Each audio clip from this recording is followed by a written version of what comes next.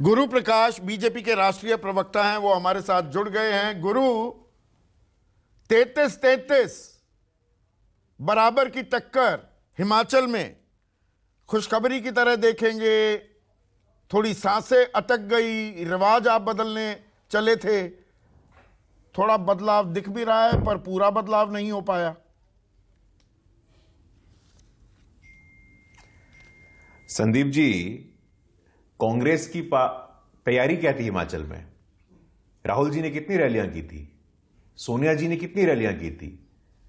आप बारात ले गए और बारात में दूल्हा ही नहीं है। कांग्रेस का चेहरा कौन है हिमाचल में, बताइए ना। आपका विजन क्या है, आपका मैनिफेस्टो क्या है? आपके पार्टी में ही आपके पार्टी का नेतृत्व कौन कर रहा है वो तो स्पष्ट है ही नहीं। और दूसरी तरफ भारतीय जनता पार्टी ने जितनी मेहनत की है वहां पे, प्रधानमंत्री मोदी जी की रैलियां हो, नड्डा जी की रैलियां हो, बहुत सारे हमारे नेताओं ने वहां जितनी मेहनत की है, तो हिमाचल की जनता पुनः अपना आशीर्वाद 2019 नहीं, मेहनत के मामले में बीजेपी, क्या हुआ था 2019 के लोकसभा चुनाव में? बीजेपी का कोई मुकाबला नहीं कर सकता। मेहनत, प्रचार प्रसार की ही अगर मैं बात करूं गुरु, तो देश में कोई भी चुनाव आपको नहीं हारना चाहिए। 24/7 इलेक्शन मशीन है बीजेपी। ये तो आप भी बात मानेंगे और इसे कॉम्प्लीमेंट के तौर पर लेंगे। तो संदीप जी, डेमोक्रेसी का और क्या मतलब है? डेमोक्रेसी का मतलब ही है इलेक्शंस। अब लोकतंत्र में हम एक अच्छे लोकतंत्र हैं, हम पूरे सम्मान के साथ कहते हैं पूरी दुनिया के सबसे बड़े लोकतंत्र हैं, सफल लोकतंत्र हैं, पारदर्शी लोकतंत्र हैं। तो लोकतंत्र में चुनाव नहीं तो क्या और क्या होता है? और पॉलिटिकल पार्टी का काम क्या है? पॉलिटिकल पार्टी का काम है जनता से संवाद स्थापित करना। अब पॉलिटिकल पार्टी होने के नाते भी हमें आलोचना का सामना खत्म हो जाती है क्या? पॉलिटिकल पार्टी होने के नाते नहीं तो पॉलिटिकल पार्टी का काम क्या संदीप जी, आप बताइए ना। पॉलिटिकल पार्टी का काम क्या है? जनता की जवाबदेही तय करना, जनता की बातों को सदन तक पहुंचाना। हम वो करने में सफल हो रहे हैं, उसके लिए भी हम गाली सुन रहे हैं, उसके लिए भी हमें शिकायतों का सामना करना पड़ रहा है। मुझे समझ में नहीं आता, अरे भाई मोदी जी इतनी मेहनत क्यों करते हैं? गाली दे दी आपको, आप ये विक्टिम कार्ड मतलब आपने परफेक्ट कर ली है। नहीं करते हैं this art of playing the victim, किसने गाली दे दी? नहीं, अरे देखिए, ऐसा है, गाली नहीं दी क्या? कांग्रेस के मधुसूदन मिस्त्री क्या बोल रहे थे? अब वहां जाने का मतलब नहीं है संदीप जी, लेकिन नहीं, वहां जाइए भी मत, फिर वो बहुत सारी चीजें खुल जाएंगी। एक महत्व है। हाँ, नहीं, हम नहीं जा रहे वहां पे। हाँ, जाइए भी मत, क्योंकि ऐसा नहीं है कि भाई आप ही पर हमले होते हैं। जो आप कहते हैं जर्सी गाय से लेकर 50 लाख की गर्लफ्रेंड और न जाने क्या क्या, तो ऐसा नहीं है कि आप बहुत दूध के धुले हैं या आप सद्दाम हुसैन या बहादुर शाह जफर का जिक्र नहीं करते। संदीप जी, आप और हम ये डिबेट कर रहे हैं। आज सुबह से बीजेपी के केंद्रीय कार्यालय में हमारे राष्ट्रीय पदाधिकारी की बैठक चल रही है आने वाले चुनावों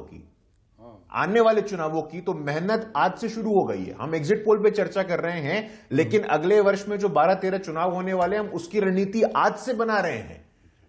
पन्ना प्रमुख के साथ पन्ना समिति, हर जगह बूथ तक, शक्ति केंद्र तक, यदि हमारा तो हिमाचल के हमारे एग्जिट पोल को आप किस तरह से देख रहे हैं गुरु? 33-33 टू क्लोज टू कॉल।